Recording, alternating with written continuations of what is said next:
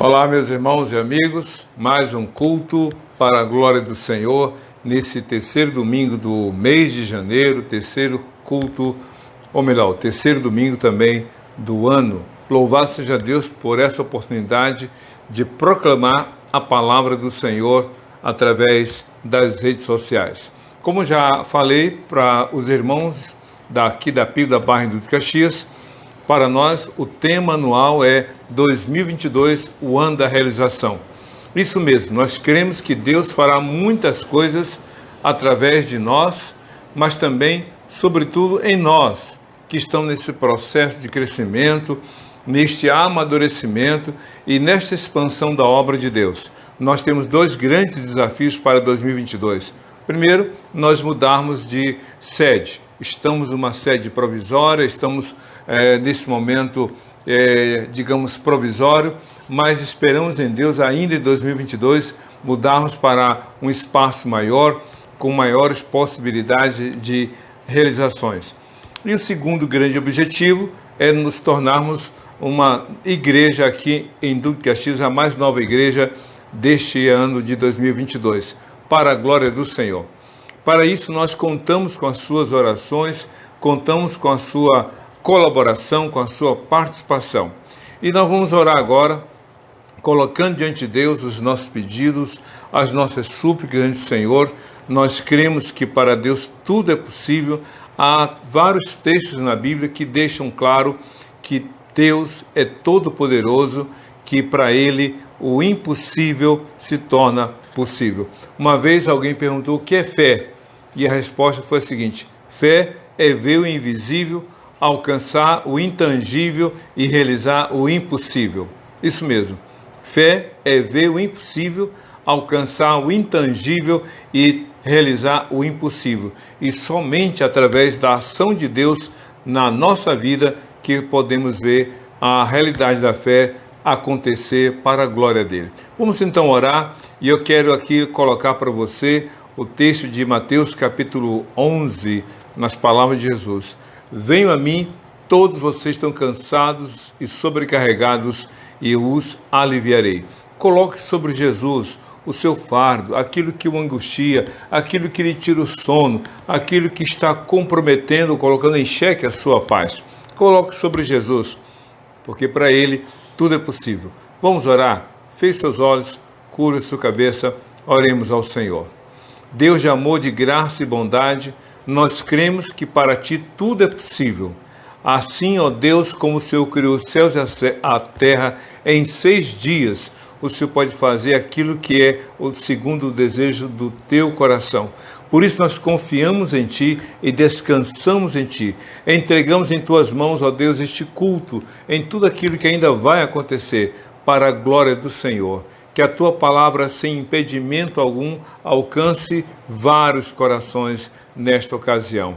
E que ao final deste culto, todos glorifiquem o Teu nome pela Tua palavra. É o que nós te pedimos, suplicando o conforto e o consolo para cada família que enfrenta momentos de crise, que enfrenta momentos de adversidades, que enfrenta momentos, ó Deus, de luto, de sofrimento por perdas insubstituíveis que são os entes queridos. Guarda e abençoa cada um.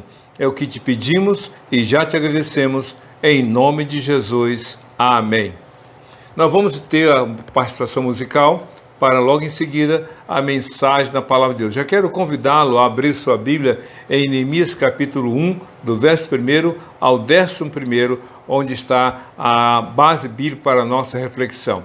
Antes, porém, quero dizer para você que você pode contribuir com o seu dízimo e com a sua oferta, você que é membro da PIB da Barra de Caxias, através da informação bancária, Banco Itaú, agência 9165, conta corrente 26152, dígito 1, chave Pix, prclarkbarros@gmail.com. Entregue o seu dízimo ao Senhor, colabore com a sua oferta, porque tudo que você entregar através da transferência bancária, através do Pix, é para a obra do Senhor. E nós somos gratos pela sua vida. Essa palavra é para o membro e frequentador assíduo da nossa congregação aqui em Duque de Caxias. Mas se você não é membro da nossa congregação, mas quer contribuir, quer somar, não fique constrangido, mas o faça com alegria no Senhor. Então vamos para a participação musical e logo em seguida a mensagem da Palavra de Deus. Até daqui a pouco.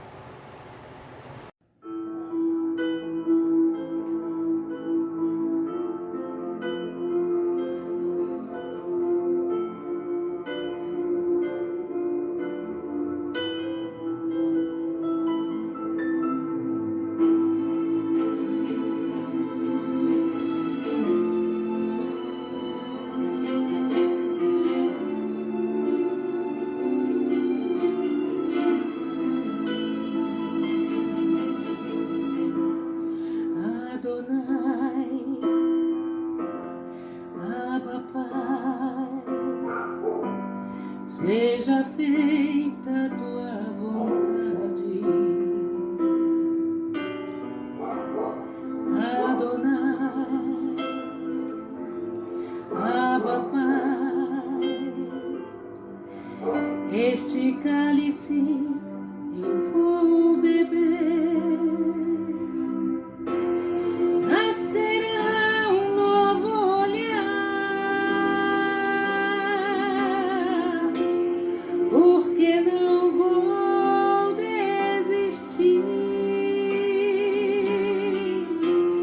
Quero ser fiel até o fim. Teu caminho vou seguir.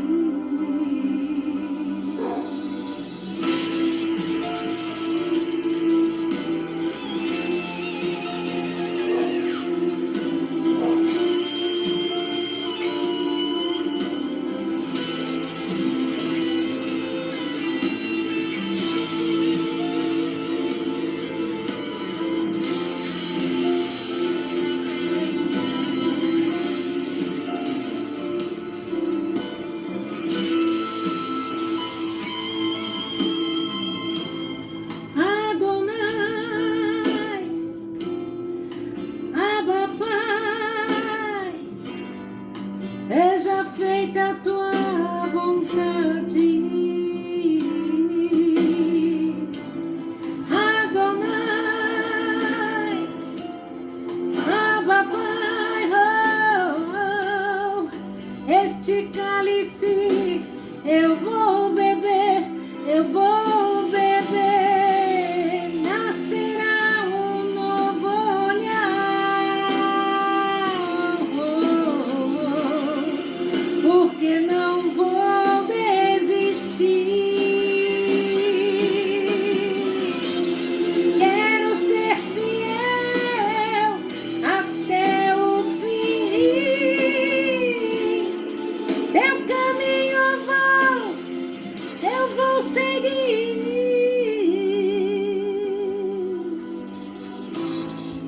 Adonai, Abba Pai, seja feita a tua vontade.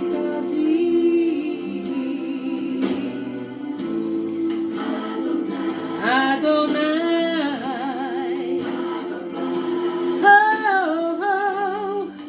este cálice eu vou beber.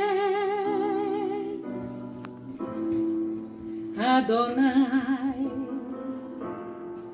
Abba Pai, seja feita a tua vontade.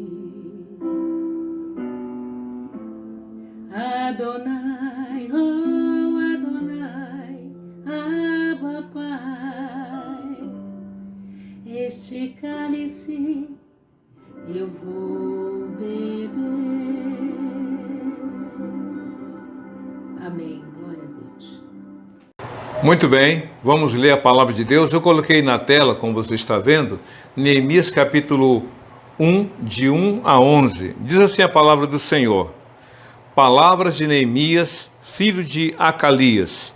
No mês de Quisleu, no 20º ano, enquanto eu estava na cidade de Suzã, Anani, um dos meus irmãos, veio de Judá com alguns outros homens, e eu lhes perguntei acerca dos judeus que restaram, os sobreviventes do cativeiro e também sobre Jerusalém. E eles me responderam: aqueles que sobreviveram ao cativeiro e estão lá na província passam por grande sofrimento e humilhação. O muro de Jerusalém foi derrubado e suas portas foram destruídas pelo fogo. Quando ouvi essas palavras, sentei-me e chorei. Passei dias lamentando-me, jejuando e orando ao Deus dos céus. Vou parar por aqui e você poderá manter a sua Bíblia aberta para acompanhar a mensagem que farei referência ao restante do texto. Bom, todos nós conhecemos essa passagem, esse momento em que Neemias está numa situação confortável. Ele era um funcionário, não era um funcionário público concursado, ele era um funcionário que tinha um cargo de confiança, ele era copeiro do rei. E ele recebe informações, ele toma conhecimento de uma situação trágica, lamentável, com respeito à sua cidade amada, Jerusalém, e há uma preocupação da parte dele para com os que ali ficaram, os que foram deixados quando houve o cerco e a maioria levada para o cativeiro babilônico e outras regiões. Bom, o fato é que nessa passagem Neemias tem uma atitude muito interessante diante de uma situação crítica. Daí a razão do tema desta breve mensagem. O que fazer diante dos problemas da vida? O que fazer diante dos problemas da vida? O que fazer diante das crises que nós enfrentamos? Meus irmãos e amigos, todos nós enfrentamos momentos críticos.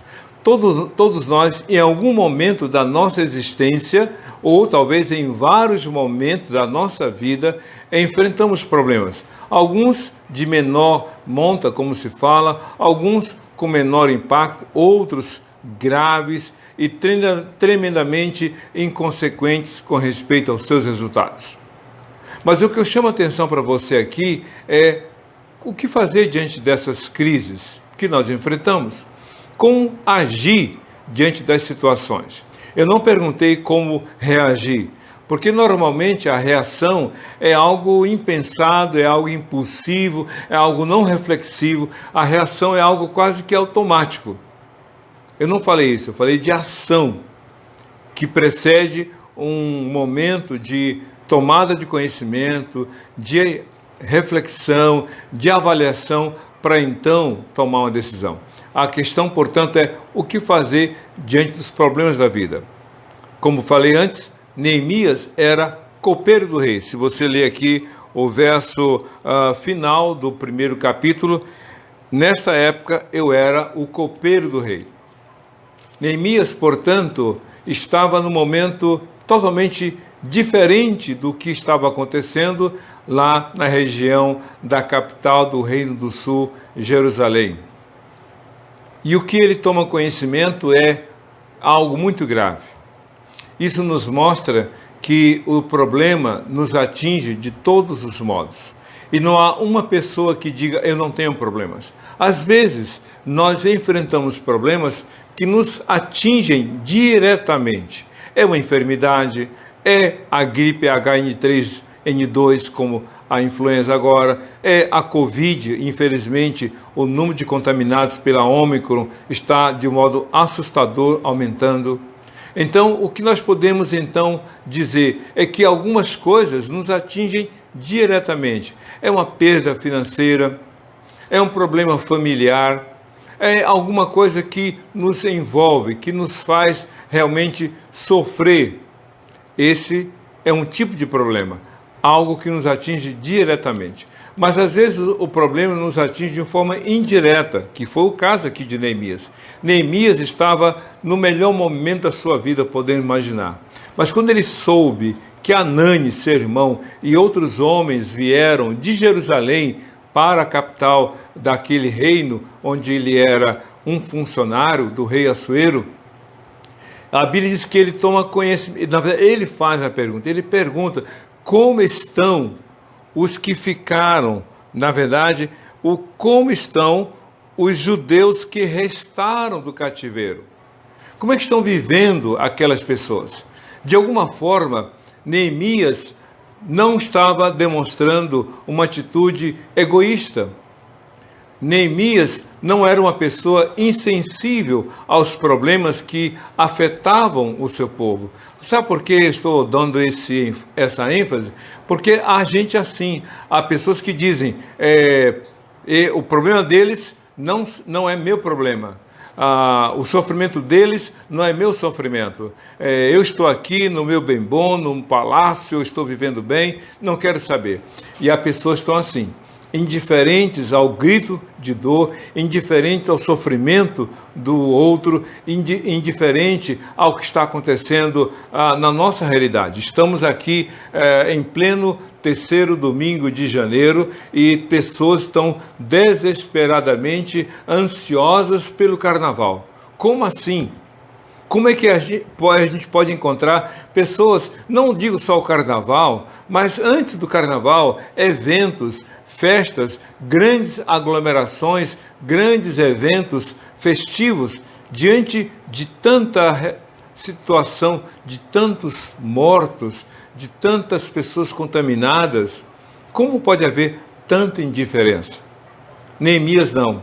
Embora ele fosse copeiro do rei, um cargo de alta confiança, embora ele fosse um homem que não estivesse sofrendo nenhum dissabor por causa do cativeiro, ao contrário, estava como que prosperando naquela terra estranha, ele se preocupa. Eu creio que uma pessoa que teme a Deus e que ama a Deus se preocupa com o sofrimento do outro, se preocupa com a condição do outro. Eu creio que essa é uma grande lição para você, para mim, para todos nós. Glórias a Deus, que não são todos que estão indiferentes. Há gente que ora, há gente que intercede, há gente que clama, há pessoas que estão ajudando, sem postar no Face, sem tirar selfie, estão dando um prato de comida, estão dando uma roupa, estão ajudando os moradores vitimados pelas enchentes no estado de Minas, no estado da Bahia, no estado do Pará, em outras regiões do Brasil, como também a gente toma conhecimento em outros lugares do mundo. Há igrejas que estão se unindo, há homens e mulheres anônimos que estão ajudando o próximo, porque estão se preocupando realmente com o sofrimento do outro. É interessante como a gente vê aqui o texto de Neemias, mas a pergunta que persiste é: o que fazer diante dos problemas da vida? O que fazer diante das situações? E aí a gente aprende algumas coisas que a palavra de Deus nos mostra. E a primeira delas é o envolvimento na dor do próximo. Envolvimento na dor do próximo. A Bíblia diz que quando Neemias tomou conhecimento, quando o seu irmão e os outros homens que ali estavam descreveram, e eu vou ler a descrição que eles fizeram: aqueles que sobreviveram ao cativeiro e estão lá na província, passam por grande sofrimento e humilhação. O muro de Jerusalém foi derrubado e as suas portas foram destruídas pelo fogo. Aí vejam só o que a Bíblia diz, Neemias 1, versículo 4. Quando ouvi essas coisas, sentei-me e chorei. Sentei-me e chorei. Eu creio que essa descrição que o próprio Neemias faz de si mesmo é algo muito impactante. Ele só ouviu, ele não viu. Não tinha foto na época, não tinha transmissão ao vivo, não tinha nenhum tipo de registro que pudesse dar a ele a segurança de que as informações fossem verídicas. Não, ele não ouviu nenhum som, ele só ouviu o relato dado por seu irmão e por outros homens. E a Bíblia diz lá no início do Velho Testamento, em Êxodo principalmente, pela boca de 2 ou 3 testemunhas, toda palavra será dada como verdadeira. Neemias acreditou naquelas palavras porque eram do seu irmão e de outras pessoas que de Jerusalém tinham partido em direção à capital onde ele morava. Quando ouvi essas palavras, sentei-me e chorei. Eu creio que Deus está esperando a mobilização de homens e mulheres de Deus diante das crises que nós enfrentamos. Igrejas têm dobrado seus joelhos. Igrejas têm realmente se quebrantado diante do Senhor. Igrejas estão realmente enfrentando as crises, os problemas da vida com sensibilidade no seu coração. Sentei-me e chorei. A Bíblia diz lá no livro de Romanos capítulo 12, chorem com os que choram e alegrem-se com os que se alegram. Chorem com os que choram e se alegrem com os que se alegram. Em Eclesiastes capítulo 3, a Bíblia diz que há tempo de se alegrar e há tempo de chorar. Eu creio que nós precisamos ter esta sensibilidade que o Espírito Santo coloca em nosso coração. Devemos ser sensíveis ao sofrimento, devemos ser sensíveis às dificuldades que enfrentamos, porque há pessoas que são insensíveis ao sofrimento de outras pessoas, mas pior são aqueles que são insensíveis ao seu próprio sofrimento. Pessoas que estão presas ao vício e não dizem, a vida é minha. Pessoas que estão dependentes aí das drogas, de outros tipos de substâncias proibidas ou até lícitas, e dizem, o que é que tem? Há pessoas que estão sofrendo, mas não reconhecem, não admitem, não buscam o Senhor. Então, a Bíblia diz que Neemias, diante dos problemas da vida, ele demonstrou sensibilidade. Jesus disse lá no texto de Mateus capítulo 5, versículo 4, bem-aventurados que choram, porque serão consolados. Neemias sentou-se impactado pelas notícias e chorou, demonstrando muita sensibilidade. Mas outra coisa que eu acho muito interessante de atitude correta diante das crises, qual é? A primeira é saber que realmente há problemas e estar sensíveis a eles. Todos nós devemos estar com essa percepção, com essa sensibilidade. Mas a segunda coisa é buscar ao Senhor em oração. Vejam só o que a Bíblia diz, ainda no versículo 4. Passei dias lamentando-me, jejuando e orando ao Deus dos céus. Vejam só o que Neemias descreve.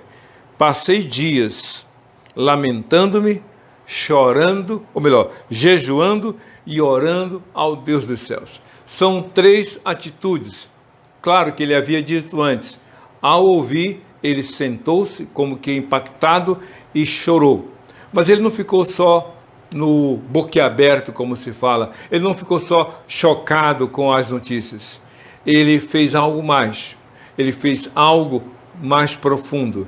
Ele passou dias jejuando, ou melhor, lamentando-se, jejuando e orando ao Deus dos céus. O que é lamentar? Lamentar, meus queridos irmãos e amigos, é demonstrar tristeza. Lamentar é dizer, olha, o quanto isso me atinge. O teu sofrimento é o meu sofrimento. A tua dor é a minha dor. Eu creio que se alguém olhasse para Neemias, que não tivesse essa pessoa temor a Deus, diria, está preocupado com o que, Neemias? Você tem pão todo dia, uma refeição requintada no palácio, você é funcionário de alto cargo de confiança, para que ficar se lamentando, sofrendo por aquele povo? Não, curta a sua vida, comamos e bebamos porque amanhã morreremos. Não, Neemias estava com o coração contrito, e então ele lamenta, diz, ó Deus, como, e fica imaginando ele falar, como está me doendo saber do sofrimento daqueles que sobreviveram ao cativeiro. Como isso me atinge, como isso me incomoda, como isso tira a minha alegria, como isso tira o prazer da vida, saber que os meus conterrâneos estão sofrendo. Isso que é a atitude correta diante dos problemas da vida. Não é só você sofrer pelos seus sofrimentos, pelos seus problemas, melhor dizendo, mas é você também sofrer pelo sofrimento dos outros. Jesus, por 2 vezes, chorou. Chorou em 2 momentos registrados nos 4 evangelhos. O primeiro, não sei bem da ordem, mas o primeiro que eu me recordo, ele chorou diante do túmulo de Lázaro. E olha que ele estava ali para ressuscitar Lázaro. Ele foi com a intenção de fazer isto e o fez. Mas antes de dar vida outra vez a Lázaro, Jesus chorou. E quando as pessoas viram Jesus chorando, disseram como ele amava este homem. De fato, Jesus amava muito a Lázaro e as suas irmãs Marta e Maria. Jesus chorou diante do túmulo de Lázaro. Sabe o que é isso? Empatia. Sabe o que é isso? Sensibilidade. Ele diz, olha, como é difícil lidar. Jesus sabe o que você está passando, as dificuldades que você já enfrentou, as perdas que você já teve ao longo desses 2 anos de pandemia, as perdas materiais, financeiras, muitos casamentos acabaram durante a pandemia por falta de habilidade de lidar com a crise, por desentendimento, por falta de habilidade na convivência. Quantos divórcios aconteceram por causa da pandemia, mas se lamentamos pelos divórcios, também lamentamos pelas brigas, pela violência doméstica, muito aumentada em seu número nesses tempos de pandemia, desentendimentos, crianças que estão sendo vitimadas de violência e tantas outras coisas lamentáveis. Jesus chorou diante do túmulo de Lázaro, mas a segunda vez que Cristo chorou foi quando ele olhou de longe, descendo o Monte das Oliveiras, ele viu a cidade de Jerusalém e diz que ele chorou e disse, Jerusalém, Jerusalém, tu que matas os teus profetas e apedrejas aqueles que te são enviados. Quantas vezes eu quis te proteger como a galinha faz com os seus filhotes e tu não quiseste. Cristo chorou 2 vezes. Talvez em outros momentos mais, mas esses são os 2 momentos. Jesus lamentou. E eu creio que a atitude de Neemias, de chorar, de lamentar diante do sofrimento de Jerusalém, mostra como a gente deve lidar com as dificuldades. Mas além de lamentar, a Bíblia diz que Neemias jejuou e orou ao Deus do céu. Passou dias lamentando, jejuando e orando ao Deus do céu. Sabe o que é jejuar? Jejuar não é só abstinência alimentar. Não quero comer, não quero fazer esse lanche. Alguns dizem de forma muito mais discreta, estou num propósito. E aí quem entende já fala, é melhor não insistir porque ele está num propósito de jejum e oração diante de Deus.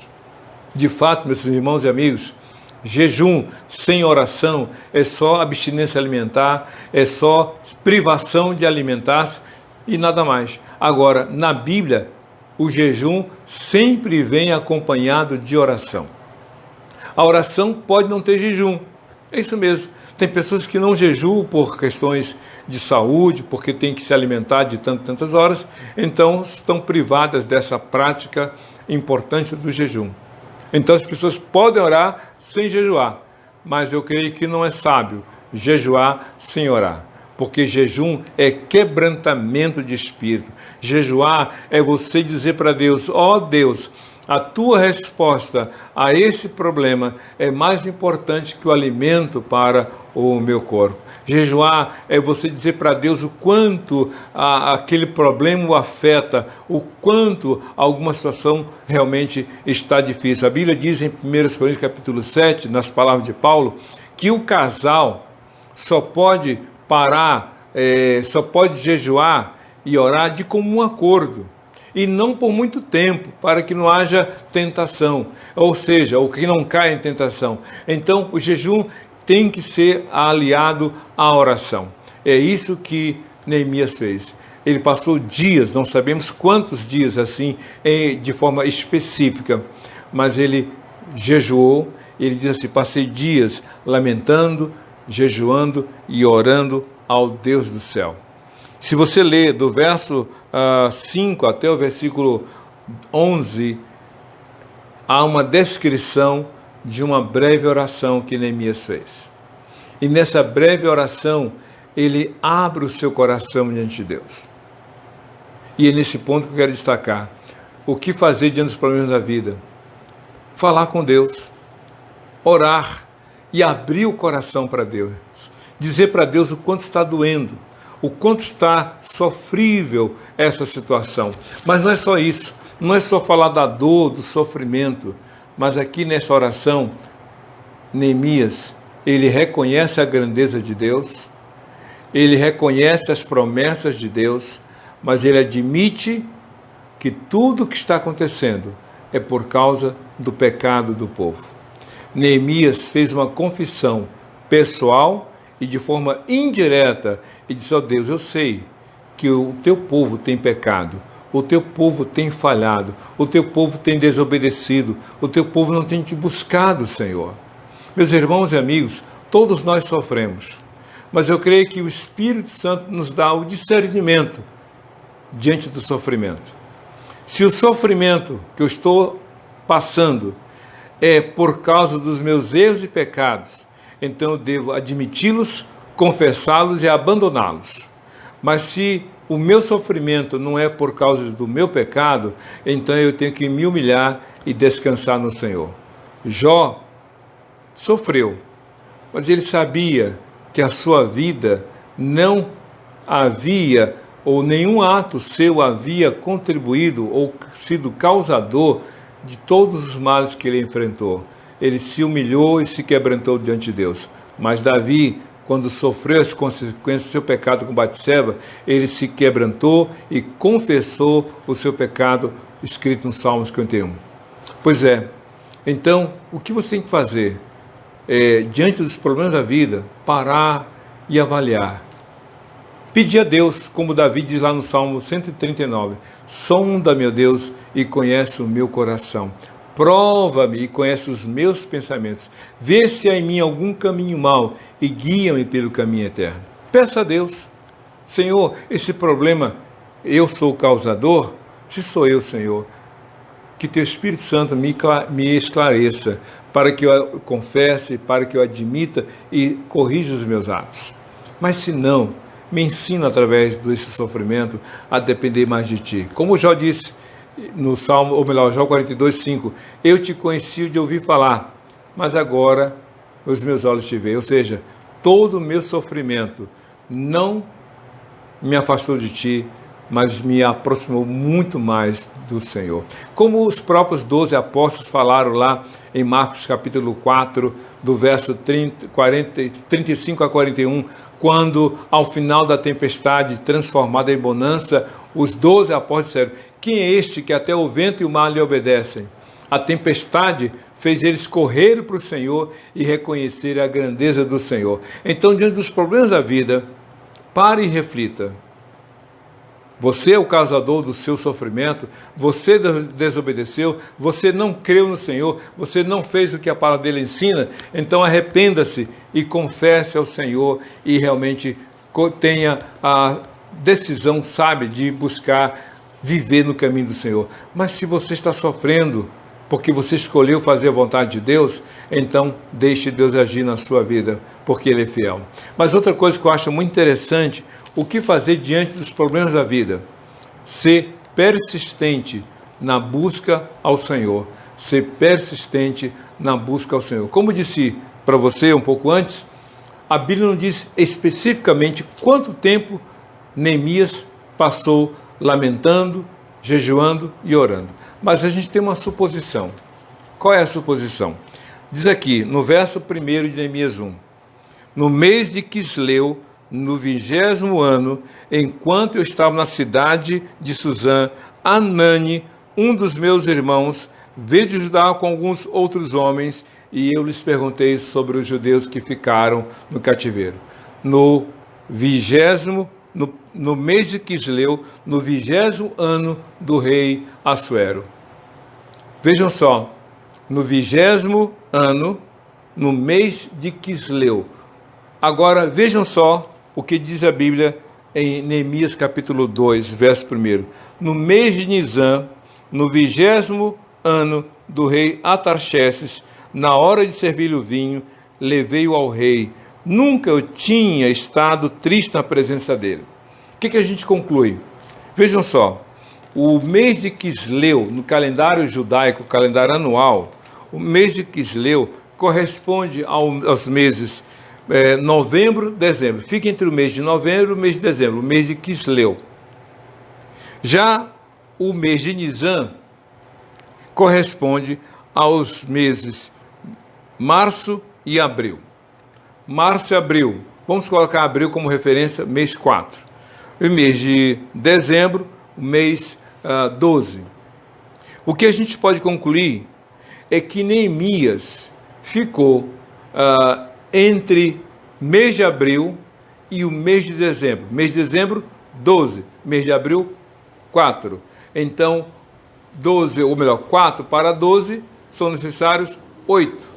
Então, talvez, em tese, Neemias tenha ficado 8 meses lamentando, chorando e orando ao Deus do céu. Lamentando, jejuando e orando ao Deus do céu. 8 meses. Esse homem persistiu durante 8 meses, clamando ao Senhor. Lamentando, jejuando e orando. Sabe o que é isso?